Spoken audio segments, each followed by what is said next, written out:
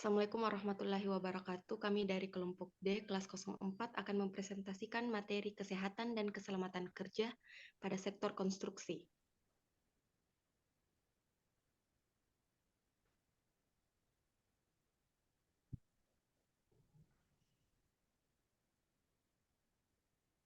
Anggota kelompok D, Andi Nana Mahdia, Muhammad Ilham Arif, Muhammad Aidil Abdul Salam, dan Muhammad Agung Akbar Syam. Kecelakaan kerja konstruksi. Sektor jasa konstruksi adalah sektor yang paling beresiko terhadap kecelakaan kerja. Kecelakaan kerja konstruksi di Indonesia adalah yang tertinggi yang bersumber dari berbagai faktor, baik dari pekerja maupun dari perusahaan, sehingga belum adanya komitmen yang sama dari seluruh pihak yang berkepentingan mengutamakan keselamatan dan kesehatan kerja sebagai hak asasi pekerja.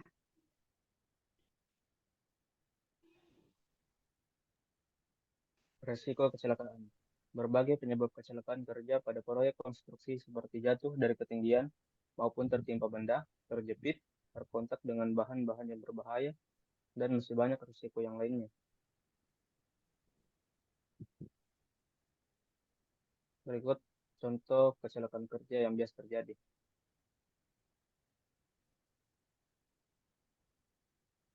Tiga faktor terjadi kecelakaan kerja. Yang pertama yaitu faktor lingkungan, yang kedua itu faktor manusia, dan ketiga faktor peralatan. Faktor lingkungan sendiri itu seperti lantai yang licin sehingga membuat pekerja terpeleset atau terjatuh, penerangan yang kurang, dan suhu udara yang tidak bagus. Yang kedua itu faktor manusia tadi, kurangnya konsentrasi pada pekerja dan tidak disiplinnya pekerja menggunakan alat pelindung diri. Yang ketiga, faktor peralatan, kondisi alat yang tidak bagus bisa saja membuat pekerja kecelakaan. Baik, penyebab umum kecelakaan kerja dari faktor manusia. Yang pertama itu mengabaikan prosedur keselamatan kerja. Yang kedua, kurangnya persiapan. Tanpa kurangnya persiapan yang baik, sama halnya merencanakan kegagalan. Yang ketiga, memulai pekerjaan tanpa tahu betul informasi yang dibutuhkan. Keempat, tidak rapinya tempat kerja. Karena dengan rapinya tempat kerja, proses pekerjaan pasti akan nyaman. 5. Mengalami gangguan mental. 5 cara mengurangi kecelakaan kerja. 1. Ikut pelatihan profesional. 2. Selalu pakai peralatan safety. 3. Jangan meremehkan bahaya. 4. Mengerti kebijakan dan ketentuan perusahaan. 5. Memerlukan perencanaan dan komunikasi. Pekerja tidak bekerja untuk menjual nyawa. Keselamatan dan kesehatan kerja sesungguhnya ada di tangan kita. Gunakan peralatan keselamatan kerja. Tingkatkan pengetahuan tentang risiko bahaya. Lakukan monitoring berkala terhadap lingkungan proyek konstruksi. Lakukan pemeliharaan kesehatan berkala bagi pekerjaan konstruksi.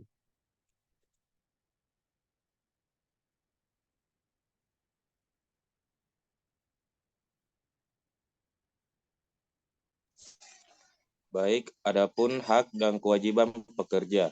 Hak kesehatan, keselamatan kerja masih menjadi hal yang terabaikan di negara. Tapi sesungguhnya ketiga adalah hak asasi bagi seluruh pekerja.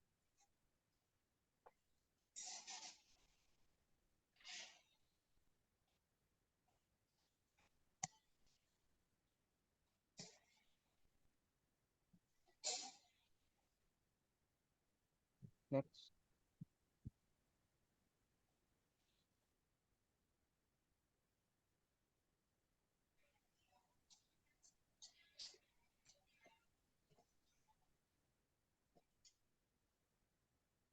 Adapun hak dan kewajiban pekerja dalam Undang-Undang Nomor 1 Tahun 1970 terdapat di pasal 12. Risiko kecelakaan kerja dan ancaman. Adapun di sini yaitu penyakit akibat kerja, yaitu memberikan keterangan yang benar bila dimintai pegawai, pengawas, atau ahli keselamatan kerja. Memakai alat pelindung diri yang diwajibkan. Dan mentaati semua syarat keselamatan dan kesehatan yang diwajibkan.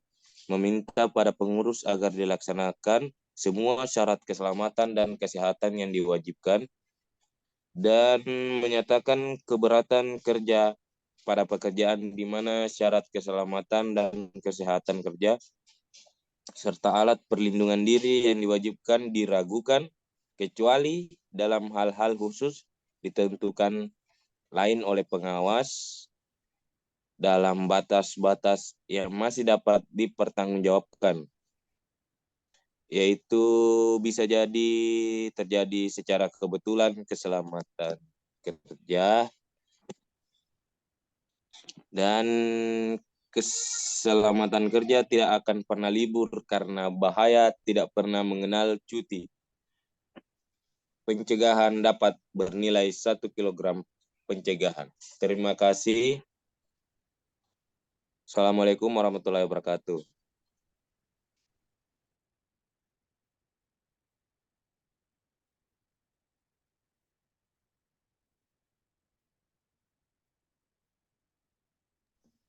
Sampai di sini presentasi kita. Lebih dan kurangnya mohon dimaafkan. Wassalamualaikum warahmatullahi wabarakatuh.